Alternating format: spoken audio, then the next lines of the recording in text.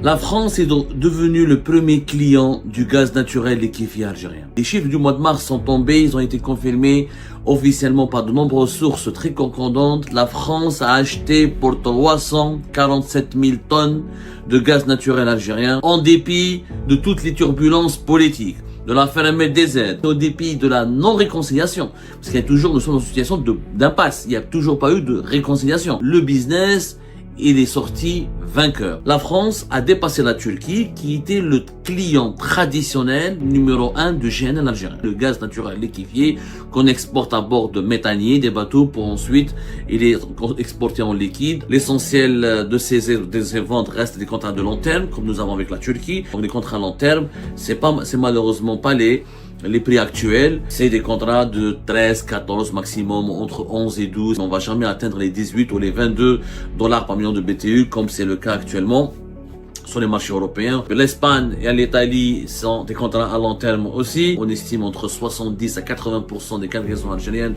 de GNL sont vendues dans le cadre de contrats court terme au long terme, ce qui offre très peu d'opportunités pour l'Algérie de profiter de ces prix élevés sur le marché spot. Le dinar algérien est en train de subir une chute vertigineuse, voire un recul significatif. Et cette fois-ci, ce n'est pas au niveau du marché parallèle. Le dinar algérien, il perd de sa valeur, y compris dans le marché officiel d'échange, à savoir le marché interbancaire, régi et réglementé par la Banque d'Algérie. Je vous le dis bien, attention. Retenez ce qu'on va vous dire durant cette émission Rapter Ouattati. On va vous expliquer que le dinar algérien, il perd de la valeur entre 6 à 7% chaque année. Le dinar algérien est en train de reculer, y compris sur le marché officiel. La dépréciation du dinar a été officiellement, mais très discrètement lancée par les autorités algériennes pour faire face au manque de ressources en devises en raison de la baisse des exportations des hydrocarbures du pays. Le régime algérien, le régime Tebboune, a décidé de dévaluer le dinar de façon discrète, secrète même, mais de façon sereine, un glissement tranquille pour une dépréciation au lieu d'assumer une dévaluation brutale et trop violente. Que se passe-t-il? Alors, d'abord un peu de pédagogie.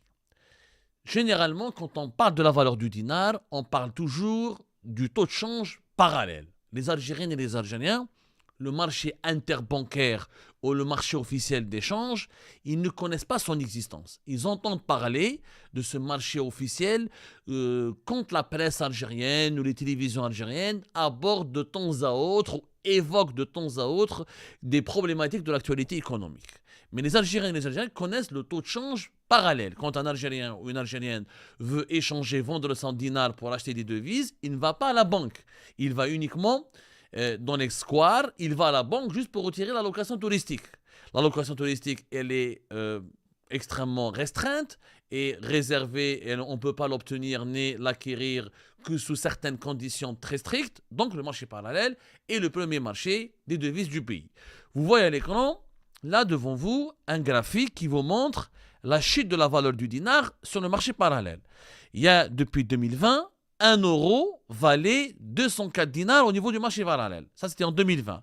Aujourd'hui, au moment où je vous parle, le 17 avril 2026, 1 euro vaut au moins 275. Entre 275, 277, des fois ça monte à 280, ça descend. On a pris, nous, le paramètre, on a pris le baromètre de 275. Donc, 1 euro, 275. Ça, c'est le baromètre ou la valeur du dinar algérien à l'heure où je vous parle. À l'heure où je vous parle. Cela signifie quoi? Cela signifie que le dinar algérien, il a perdu entre 2020 et 2026, en 6 ans, plus de 35% de sa valeur. Plus exactement, 34,8%. 34,8%. C'est l'équivalent de 35% de sa valeur. Le dinar, je répète, a reculé sa valeur de 35% sur le marché parallèle. Et ça, toutes les Algériennes et tous les Algériens le ressentent, le voient et le constatent.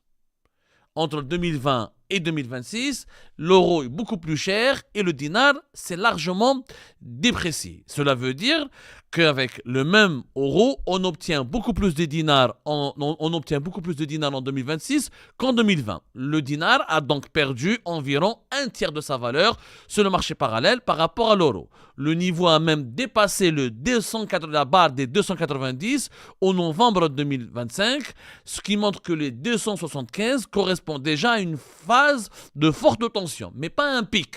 En novembre 2025, si on a pris la comparaison entre les 1 euro 204 dinars de 2020 et 1 euro 292 dinars en 2025, le dinar en réalité aurait perdu beaucoup plus. On aurait abouti à une dévaluation du dinar, à une perte de la valeur du dinar de plus de 40%. Ça, on connaît cette situation, les Algériens la subissent. Et ils ont l'habitude de lire ou de prendre connaissance de certaines informations concernant l'état de santé du dinar par rapport à l'euro sur le marché parallèle.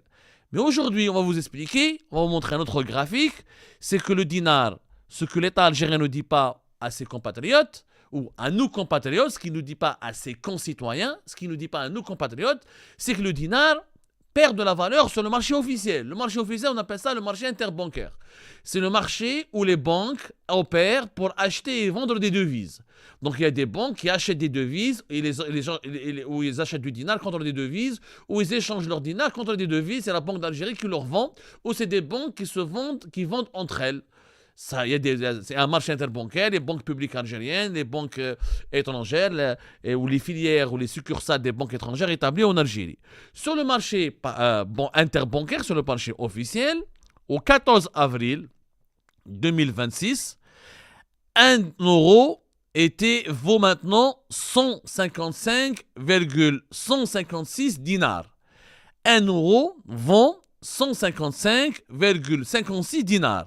Une année auparavant, le 9 avril 2025, 1 euro valait 146,74 dinars. Vous avez le tableau de la Banque d'Algérie qui est sous vos yeux. C'est le tableau du taux de change officiel qui résume l'évolution du taux de change selon plusieurs périodes durant ces derniers mois ou durant cette dernière année. Et tout à l'heure, on vous a montré un graphique ou une courbe qui vous montre comment le dinar est en train de chuter. Le dinar a perdu en glissement annuel 6,01%. Donc, le dinar a perdu environ 6 points de valeur face à l'euro en 12 mois. Et ça, c'est le marché interbancaire. Ce n'est pas le marché parallèle. Donc, c'est pas le problème de la demande et de l'offre. Sur le marché parallèle, on sait pourquoi le dinar recule. Le dinar recule parce qu'il y a plus de demandes sur les devises que de demandes sur le dinar. Beaucoup d'Algériens et d'Algériens veulent quitter le pays. Les riches ne veulent pas investir en Algérie. Ils veulent envoyer leur argent à l'étranger, ou ils veulent envoyer leur famille, leurs enfants à l'étranger, ou ils veulent économiser, convertir leur économie en devises parce qu'ils ne font pas confiance au dinar.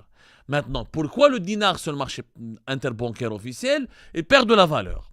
Alors, avant d'aller dans les explications, il faut comprendre que le dinar, il s'apprécie face au dollar. C'est-à-dire, face au dollar, il ne perd pas de la valeur.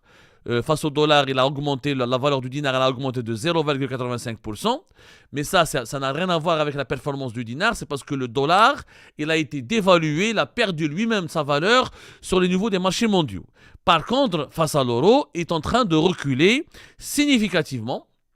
Il a reculé de 6%. Et ce sont les autorités algériennes, c'est la Banque d'Algérie elle-même qui a décidé de déprécier. On parle de dépréciation. En réalité, il y a deux concepts que vous devez retenir. La dépréciation, la dévaluation. Les deux concepts sont liés. Généralement, les économistes, ils disent qu'il y a une dépréciation de la monnaie. C'est la monnaie perd de sa valeur quand ce sont les autorités monétaires ou les banques centrales responsables de la gestion de cette monnaie qui décident elles-mêmes de baisser la valeur de cette monnaie. On parle de dévaluation quand cette monnaie, elle perd elle-même ou elle est victime d'une dégringolade de sa valeur, ou que sa valeur elle est victime d'une véritable dégringolade, ou qu'elle a une chute, elle souffre d'une chute au niveau de sa valeur à cause de paramètres économiques. à cause de l'effondrement de la croissance économique de ce pays, à cause de crises économiques internes ou de crises politiques internes qui ont provoqué des conséquences économiques désastreuses, ou à cause d'une faillite du système économique national. C'est à cause c'est-à-dire des raisons externes aux autorités monétaires ou des raisons indépendantes aux autorités monétaires. La monnaie, à cause d'une crise économique et financière, elle perd automatiquement de sa valeur. Mais le dinar, là, c'est une dépréciation. Ce sont les autorités algériennes. On va vous l'expliquer prochainement dans une autre émission parce que la valeur du dinar, elle est déterminée par la Banque d'Algérie à travers un système qu'on appelle le flottement dirigé. Ça, c'est la Banque d'Algérie qui intervient pour gérer les fluctuations du dinar. La dépréciation de 6% en un an n'est pas dramatique en soi, selon les lectures faites par les économistes, mais elle a des effets concrets dans un pays où les hydrocarbures représentent plus de 90% des exportations et où les importations, comme les biens d'équipement, l'alimentaire, les médicaments, les pièces détachées, sont encore très élevées. Alors, quelles sont les conséquences ? Quand le dinar est déprécié de 6%, nous avons au moins 4 conséquences. On peut même dire 5 conséquences. Première conséquence, une inflation plus élevée. Donc, l'Algérie, elle vend son pétrole et son gaz majoritairement en dollars. Mais elle importe majoritairement en euros. Et quand le dinar perd de la valeur face à l'euro, tout ce que nous achetons à l'étranger, tout ce que nous achetons en Europe en euros, quand on va le vendre en Algérie, il va nous coûter 6% plus cher. Puisque quand on va le vendre en dinar, le dinar il a reculé de 6%, automatiquement les prix devront augmenter de 6%. Donc il y a la conséquence directe, c'est la hausse des prix des produits importés, notamment les véhicules, les équipements médicaux, les matériaux de construction ou les denrées alimentaires payés en euros que nous importons auprès des pays européens. Vous avez aussi un effet sur les entreprises algériennes et le secteur privé. Les entreprises qui importent des matières premières ou des biens intermédiaires, ils voient leur coût de production augmenter. Les marges sont comprimées ou doivent être répercutées sur les prix de vente. Donc il y a un risque de spirale inflationniste. Les entreprises algériennes, quand le dinar il recule, ils sont obligés de rattraper cette perte de la valeur de la monnaie au niveau de leur marge bénéficiaire. Donc, ils augmentent les prix de leurs produits pour répercuter la perte de la valeur de la monnaie sur les produits, sur leur activité commerciale. Et comme ils importent eux aussi, les entreprises, elles aussi, elles importent des matières premières, généralement des pays européens, parce que c'est l'Union européenne, il faut savoir, c'est entre 50 à 60% de nos exportations et de nos importations. Donc c'est notre premier partenaire commercial. L'ensemble des pays de l'Union européenne, la France, l'Allemagne, l'Italie, l'Espagne, la Grèce, le Portugal, tous les pays de l'Union européenne, c'est notre premier partenaire commercial. Donc on achète beaucoup en euros alors qu'on vend beaucoup en dollars. Et donc ce déséquilibre il impacte les entreprises algériennes quand le dinar est déprécié. La troisième conséquence, c'est les recettes budgétaires. Des exportations en hydrocarbures sont facturées en dollars. Comme le dinar s'est légèrement apprécié face au dollar, les recettes en dollars provenant des exportations pétrolières gazières sont légèrement moins importantes pour un même volume de dollars. Cependant, la Banque d'Algérie ne peut pas compenser en puisant dans les réserves de change qui restent confortables jusqu'à aujourd'hui. Mais si on utilise les réserves de change pour défendre la valeur du dinar, l'Algérie elle perd beaucoup de devises. On va aller point par point pour que vous puissiez comprendre. Généralement, les banques centrales, pour soutenir leur monnaie, elles doivent faire deux choses. Ou utiliser de l'or ou dépenser des devises. Une monnaie, quand par exemple la Banque d'Algérie doit défendre la valeur du dinar pour qu'il ne descende pas au niveau, pour que sa valeur ne baisse pas, il faut qu'elle sorte les devises, il faut qu'elle-même elle achète aux banques, dans les marchés interbancaires, une quantité importante de dinars en leur donnant des devises. Mais les devises, elles doivent venir des réserves de change. Comme les réserves de change en Algérie sont en train de baisser, on est à une quarantaine de milliards de dollars, en réalité on est plus à une trentaine de milliards de dollars, mais les autorités officielles parlent aujourd'hui de 47 à 48 milliards de dollars. Donc pour préserver les réserves de change, la Banque d'Algérie n'intervient plus. Elle n'utilise plus ces devises pour soutenir la valeur du dinar. Quatrième conséquence, il y a au niveau des exportations, Les exportations hors hydrocarbures restent très très faibles en Algérie. Donc une dépréciation face à l'euro, normalement, elle rend les produits algériens plus compétitifs puisque les produits seront moins chers. L'Algérie aurait pu profiter de cette dépréciation du dinar en exportant des produits vers l'Europe puisque l'euro est plus élevé que le dinar. Normalement, les produits algériens sont plus compétitifs. Mais malheureusement, nos exportations hors hydrocarbures sont limitées, sont à peine entre 3 et 5 milliards de dollars par an. Et c'est très peu, c'est vraiment insignifiant. On voit ces autorités algériennes, régulièrement, elles organisent des événements pour dire qu'elles sont en train d'exporter ou d'envoyer des produits ou acheter des marchandises, etc. Ça reste quand même dérisoire, c'est même insignifiant. Les exportations des produits qui sont vendus par l'Algérie à l'étranger, vraiment, mis à part le ciment, les engrais et quelques dérivés du pétrole et du gaz, il y a très peu de produits finis. Donc on n'en profite pas. On n'en profite pas et ça c'est malheureusement c'est une tare pour l'économie algérienne et cette dépréciation de la valeur du dinar, elle n'est pas inédite. On en parle on n'en parle jamais, mais réellement, c'est pas la première fois. Quand on revoit ce qui s'est passé depuis 2020, il y a eu en 2021, elle a été l'année la plus mauvaise pour le dinar. En 2021, le dinar algérien, il a reculé sur le marché officiel de 10% en raison de la chute des recettes pétrolières pendant la pandémie de la Covid-19. Depuis, ensuite, entre 2022 et 2024, le dinar, il s'est plutôt stabilisé ou légèrement apprécié grâce à la forte hausse des prix des exportations, des prix du pétrole et du gaz et provoqué par un meilleur niveau de revenus de l'Algérie au niveau de ses exportations du pétrole et du gaz depuis notamment la guerre en Ukraine en 2022. Mais depuis 2025, dès que les prix du pétrole et du gaz ont commencé à reculer drastiquement en 2025, la tendance s'est inversée et retour à une dépréciation progressive. Le dinar en 2025, il a commencé à perdre 4,5% au début de l'année 2025 et depuis début de l'année 2026 par rapport à début de l'année 2025, le dinar a perdu plus de 6%. C'est donc la moyenne historique. Le dinar algérien, il perd généralement entre 4 et 7% chaque année. Pourquoi cette dépréciation? Pourquoi elle revient régulièrement? La Banque d'Algérie, encore une fois, elle pratique un système qui s'appelle le flottement dirigé. Elle laisse glisser lentement le dinar pour préserver les réserves de change et éviter une consommation trop rapide des dollars euros. Une dépréciation trop brutale, et donc elle est évitée. On évite un effondrement du dinar qui est à plus de 20-30%, comme le dinar comme il s'est effondré sur le marché parallèle. Mais la dépréciation, elle est plus ou moins contrôlée et ces effets, même s'ils sont mauvais, ils ne sont pas aussi désastreux. Vous imaginez que ce dinar, officiellement, sa valeur tombe de plus de 30%, comme c'est le cas au niveau du marché parallèle. On va avoir une inflation à plus de 50%. On va avoir des classes, le dinar, il faudra peut-être une brouette de dinars pour aller acheter un café ou une bouteille de hamoud ou un paquet de gâteaux de bibon. Donc ça va être très compliqué. La Banque d'Algérie, vous l'avez bien remarqué, la valeur du dinar, elle dépend de deux paramètres, le prix du pétrole et du gaz et les réserves de change. En 2025, les prix du pétrole et du gaz ont beaucoup reculé, donc le dinar, elle a perdu de la valeur. Vous allez me dire, mais Abdou, là, depuis le début de la guerre contre l'Iran, les prix du gaz et du pétrole ont augmenté. Oui, mais ça ne dure que depuis un mois. Là, nous sommes depuis pratiquement un mois et quelques. Ça a commencé la guerre fin février. Là, nous sommes à la mi-avril. Ça fait un mois et demi où les prix du pétrole et du gaz ont augmenté. C'est très peu. Il faudra attendre comme en 2022. Le dinar en 2021, il a perdu 10% de sa valeur. Il a fallu attendre la fin d'année 2022 et début d'année 2023 pour qu'il gagne en valeur. Parce qu'une augmentation du pétrole des prix du pétrole et du gaz pendant un mois ou 2 mois, c'est pas suffisant pour revigorer le dinar. Il faut que ça soit au moins au-delà de 6 mois.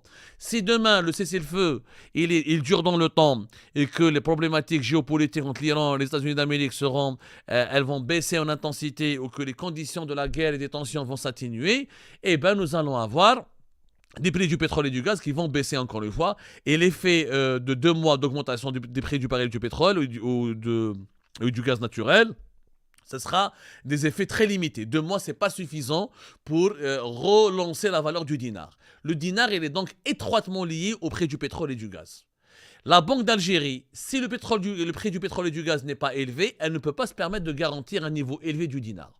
Et quand le prix du baril du pétrole baisse, elle ne peut pas se permettre d'utiliser les réserves de change qui sont en train de baisser significativement parce que le pays n'exporte plus assez de pétrole et de gaz pour soutenir la valeur du dinar. Et c'est là le troisième paramètre qui compte. Même quand les prix du pétrole et du gaz augmentent, l'Algérie n'a pas les mêmes capacités d'exportation comme en 2021 ou comme avant 2019. On exporte par exemple même pas 400 000 barils de pétrole par jour. Avec une telle capacité d'exportation, on ne gagnera pas assez de dollars, donc pas assez de devises pour remplir nos réserves de change et les utiliser partiellement pour préserver ou pour financer la valeur du dinar ou pour financer une hausse de la valeur du dinar. Donc, comme on n'exporte pas assez de pétrole, le gaz c'est la même chose, le pétrole et le gaz, il faut savoir, plus de 60% du gaz et du pétrole que nous produisons, il part pour le marché national. Et donc, ça ne ramène pas des devises. L'Algérie, en réalité, elle est en train elle est enfermée dans sa propre spirale. C'est un piège qui se referme, le piège du dinar algérien qui se referme sur l'Algérie. Le dinar est une monnaie faible. Comme nous avons une économie qui ne produit rien, une économie rentière, comme nous dépendons énormément du pétrole et du gaz, et comme nous dépendons des fluctuations du marché mondial de ces matières premières, eh ben nous ne pouvons pas nous permettre d'avoir une monnaie stable.